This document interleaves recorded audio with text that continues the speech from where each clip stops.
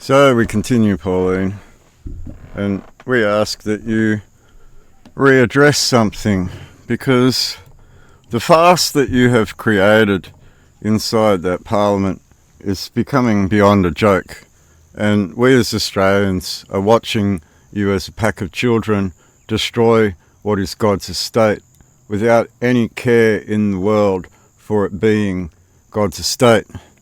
Now, we return back to this incident with the burning of the Parliament door, Pauline, and it never made the news, and no one ever saw the repercussions of what was a world incident before the entire planet. And we come across a section in the Criminal Code 1995, everybody, because this is what we've been doing. We've been addressing Pauline over the actual criminal offences that we've been witnessing over the last few years.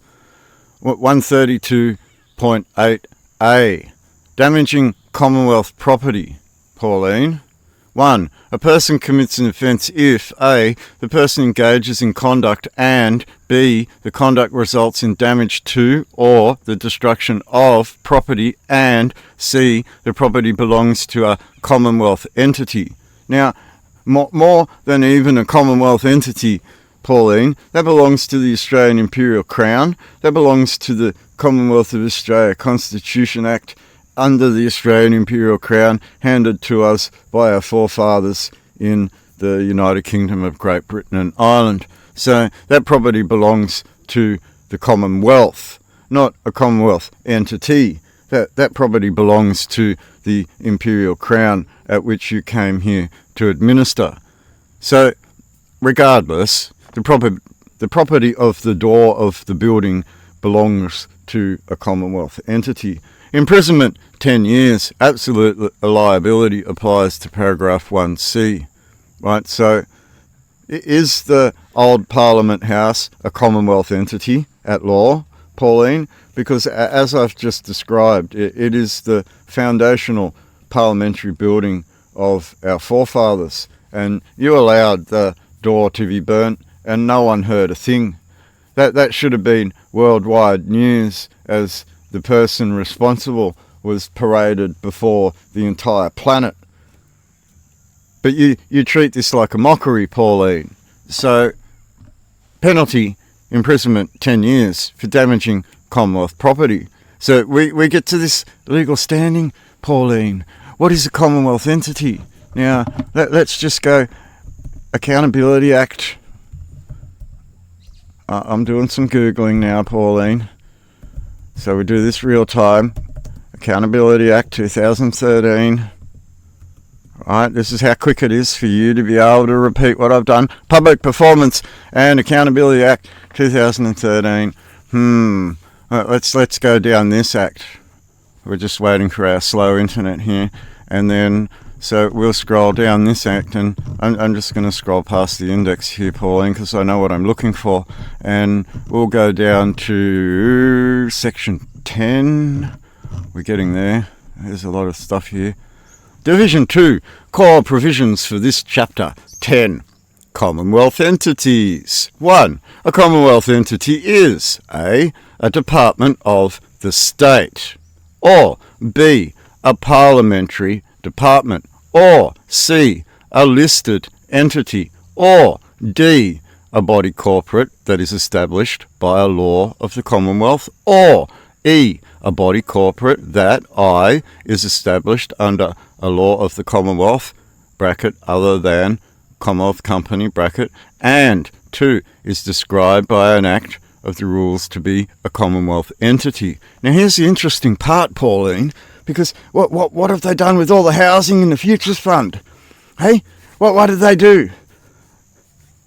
Note, Commonwealth companies are not Commonwealth entities because they are not covered by this subsection. Chapter 3 deals with Commonwealth companies. Here we go, Pauline. 2. However, the High Court and the Future Fund Board of Guardians are not Commonwealth entities. I'm just trying to wrap my head around this legally. How come the High Court's not a Commonwealth entity? How come the High Court and the Future Fund Board of Guardians are not Commonwealth entities. Are they Australian entities, are they? Are they non-Commonwealth entities? There are 11, two types of Commonwealth entities. There are two types of Commonwealth entities. A corporate Commonwealth entity, which is a Commonwealth entity that is a body corporate, and B, a non-corporate Commonwealth entity, which is a Commonwealth entity that is not a body corporate. Note, corporate Commonwealth entities are legally separate from the Commonwealth, whereas non-corporate Commonwealth entities are part of the Commonwealth. Okay, so the High Court is part of the Commonwealth, is it? They are not Commonwealth entities. But no. Types of Commonwealth entities are corporate and non-corporate. And the High Court and the Future Fund Board are not a Commonwealth entity, so they don't get further categorised down into corporate or non-corporate. Accountable authorities, right? So they've basically described the High Court as being outside of the entity of the Commonwealth. This is very weird, isn't it?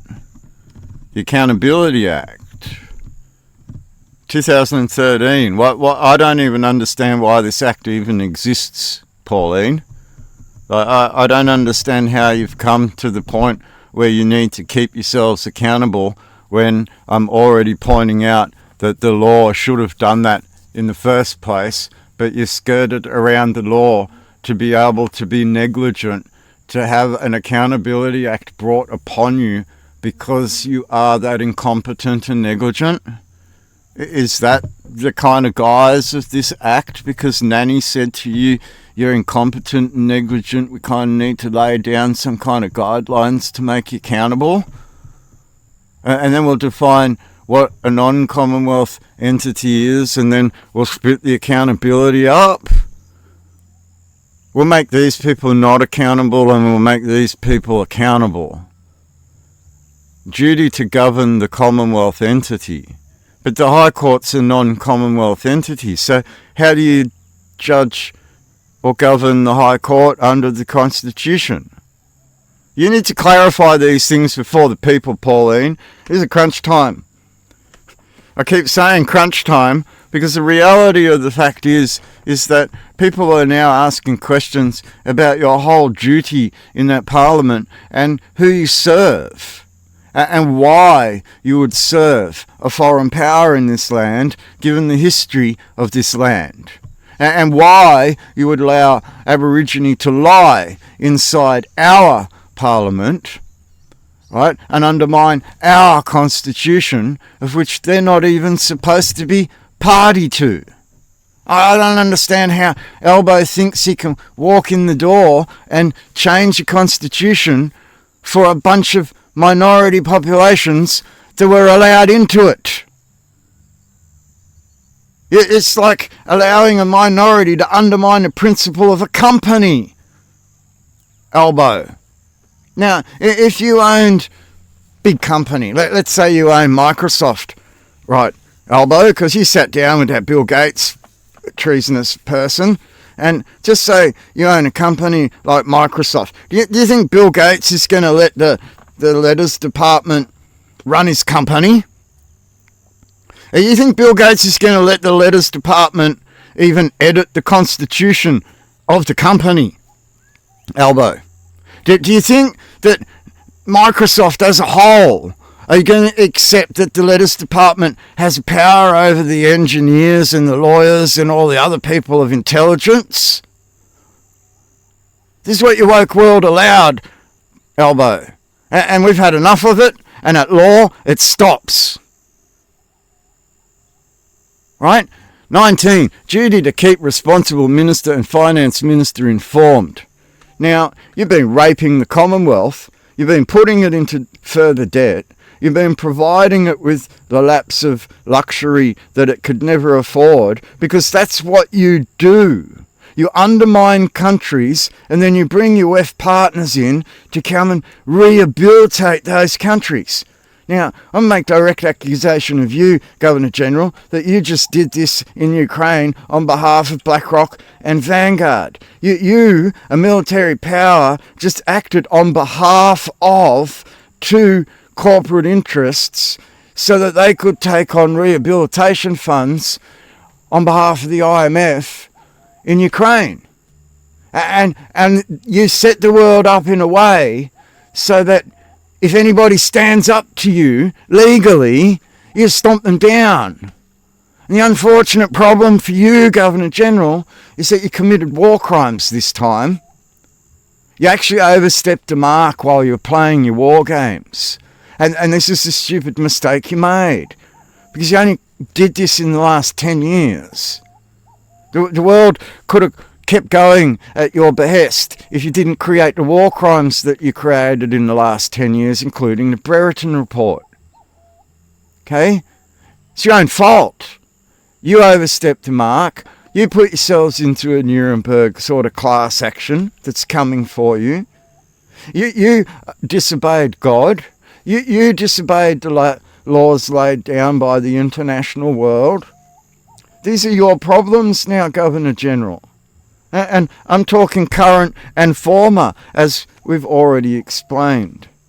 So this accountability and non-government entities, and Jordan Shanks, little lapdog for Kevin Rudd, has recently published a video on the Futures Fund, and I suggest you all go and have a look as to what the governments are actually doing. And these are state governments doing this to you, while Albo plays this con job in front of you all and makes you all like blinkered away from the states. That's what Albo's doing right now. He's stopping you from looking at the states over the problems they've caused in the Futures Fund, which is your very own land titles and land title registries being handed over to external monetary powers for this $1 trillion loan that Frydenberg set up for you when he said to you that he'd put your children into debt until the year 2100. These are the reality of the things that we have witnessed these criminals do in our parliament, people, and it's time we brought it to a head and made them accountable to their very own laws, the international law and our laws as well. It's about time we brought them to justice in this regard. And the Governor-General has a very large problem on his hands when we address Pauline Hanson and expect her to do her duty under the Crown now that she has been informed of that duty. We'll keep going, Pauline, because this is just the beginning, obviously. If we look up through this act, we start to look at the theft of our land and go through 131.3, appropriation of property by the states, going against their whole entire duty to the Crown by divvying up land to a minority citizen population as if they were already giving away reparations. So I'd like Pauline to go and do an audit of every state and its land title holdings and see what these towns have given away to these Aborigine in despite of the rest of the country. They are citizens, Pauline. You will not treat them any other way. You will not treat them as a special case scenario because they decided to be citizens in 1967. They have now taken on corporations and started to rip off the rest of Australia from their position as citizens with the help of this government for the last 40 years. You have cost the Constitution over $100 billion on these people alone. You have defrauded the Constitution by supporting a people that gave up their sovereignty to be citizens of the Constitution, Pauline, and you treat them like they are their own special case people. This has to stop. There are immigrants from all over the world in this country that enjoy the pleasure of the crown. And these people gave up their sovereignty, took corporations, have now been given reparations by the state, and you are opening yourself up to civil war if you think that you can get away with this continuously, Pauline. Blindsiding us with a referendum while the states appropriate land, going against the Criminal Code 1995. 131.4, theft of land or things forming part of land. These form part of our land trusts, Albo. These form part of our land trusts, Pauline. This is the profiteroprondra of our Commonwealth that you are giving away. Obligation to deal with property in a particular way. Now, if one is in profiteroprondra, those obligations double, don't they, Pauline? Property obtained because of fundamental mistake. A person gets a property by another's fundamental mistake. Now, this is where I would call upon Cookshire Council, for instance, to go back through its books and look very hard at what it's done. I believe that you have created a fundamental mistake giving away land, believing that you are giving away reparations at the cost of Cookshire residents. This is a reality, Pauline, that is going to come across every single town in the country. If you thought you could use residents' money to give a yes vote a push against the residents' no vote, and make a town look like it supported a yes vote by the balance of its residents, when the actual balance of its residents are 90% in the no, you have a legal problem on your hands by the appropriation of monies, but also the appropriation of land and reparations given back to these Aboriginals for free. It didn't work for this land, Pauline. The state gave it to them at the cost of everyone else. Right? White Australia that established this land, and every immigrant that ever came here to be a party to this crown. Even if it is administered by a foreign external crown, these people still came here to be party to a crown. And you're divvying up their land, all of their land, and giving it to a minority population already, Pauline. And this is a very big problem that you're opening yourself up to a civil war over. You thought Australians were just going to sit down and accept all of this? You were sadly mistaken. You thought Australians were just going to sit back, relax, and say, she'll be right all this time? You're sadly mistaken. Nothing's all right now, Pauline, and this is where we've come to. You need to make this realisation today.